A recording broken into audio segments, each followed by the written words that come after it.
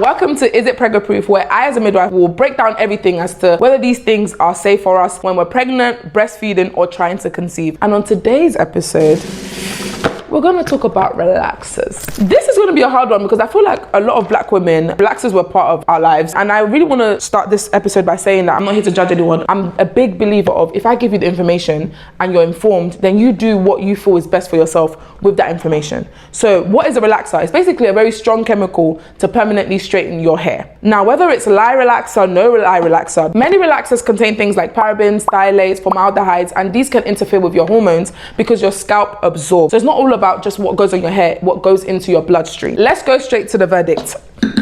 If you are pregnant, research says that a lot of these chemicals interfere with the hormones that maintain pregnancy. And if you have reduced levels of the things that help you stay pregnant, it's associated with low birth weight, preterm births. The honest clinical answer is that there's not enough research that says, okay, absolutely, relaxers are gonna harm you during pregnancy, but knowing what we do know, it's okay for us to say, proceed with caution. And one thing I would even advise is that if you say, oh, I really need to use my relaxer, try and avoid using it in the first trimester because that's where your baby's development is so crucial. I would say proceed with caution. If you can avoid it, avoid it. And if you can't avoid it in your first trimester. Moving on, breastfeeding. We would say proceed with caution again. The research around relaxers and breastfeeding was quite poor. But what they did find is that the chemicals in relaxers they found in the breast milk. So we know that it goes to baby, but there's not enough evidence to say that it harms the baby. That's why I would say proceed with caution. Let's talk about women that are trying to conceive and relaxers. Now, this is where the evidence was actually the strongest. And I was shocked because the evidence around women that are trying to conceive is really terrible when it comes to a lot of products.